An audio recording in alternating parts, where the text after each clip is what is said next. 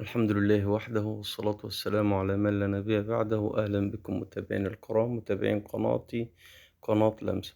النهاردة لمستنا إن شاء الله هتكون طبق آسيوي.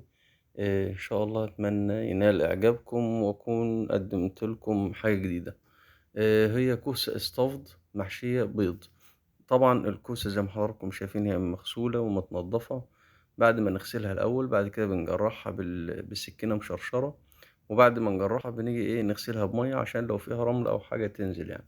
ماشي، بعد كده بنقطع القمع من هنا ومن هنا وبعمل لها قعدة صغيرة بالسكينة من هنا ومن الجنب ده ومن الجنب ده علشان هقسمها زي ما حضراتكم شايفين.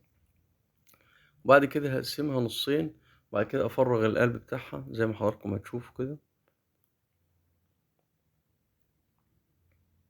أهو. قسمناها نصين، طبعا كل نص عملنا له قعدة. بعد كده بأي معلقة، بمعلقة شاي، بمعلقة كبيرة كده بنفرغها بالشكل ده وبننضفها بالشكل ده وبنجيب صينية بنحطها فيها أو صاج أو الحاجة اللي هتدخل فيها الحاجة اللي هتدخل فيها الفرن. تمام. في طريقة تانية ممكن نسويها بيها لو مش موجود عندنا فرن بخار. هنجيب حلة ونحطها على النار فيها مية تغلي، نحط مصفى، بعد كده نحط الحاجات دي بعد ما نحشيها البيض. نحط الكوسة في المصفى، هقول لكم دلوقتي ازاي. هنجيب بسيمة ونحط فيها البيض. آه، شوية بيض على قد الكمية اللي عندنا هنضربهم بالمضرب. هنضربهم ضربة كده كويسة بحيث إن هما يفكوا من بعضهم. تمام، نفضل نضرب فيهم ضربة جامدة لحد ما يطلعوا بالشكل ده. طلعوا معانا بالشكل ده بعد كده بقى هنيجي نصبهم في الكوسة بتاعتنا. تمام.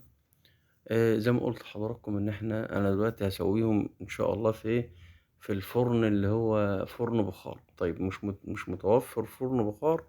بجيب حلة أحط فيها مية على النار تغلي، أحط مصفى وأرص الكوسة دي في المصفى من فوق وأغطيها بحيث إن البخار اللي هيطلع من المصفى يسوي يسوي الكوسة بالبيض معايا.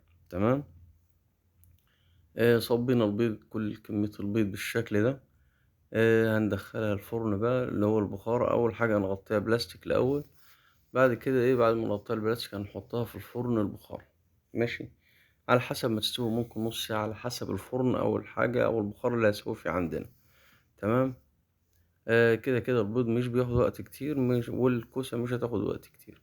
استوت معانا وطلعت معانا بقت بالشكل ده. هنيجي بقى نعمل الصوص اللي هو هنحط عليها شطة، فلفل أحمر حار سلايز شرايح، فلفل أخضر متقطع شرايح، بقدونس أو كزبرة وتوم، ونحط عليهم الزيت سخن بالشكل ده.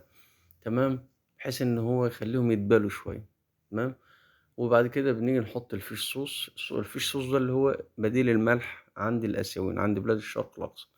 ونحط الأوستر صوص وبنقلب الصوص بتاعنا بالشكل ده. وهنيجي بقى للكوسة بتاعتنا بعد ما تكون بردت. تمام. هي طبعا طبق مقبلات يعني. نقطعها سلايزات شرايح بالشكل ده.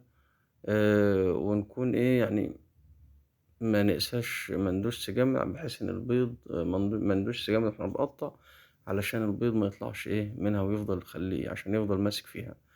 رصيناها مع بعض بالشكل ده. بعد كده بقى نيجي نحط عليها الصوص اللي احنا عملناه. واتمنى اكون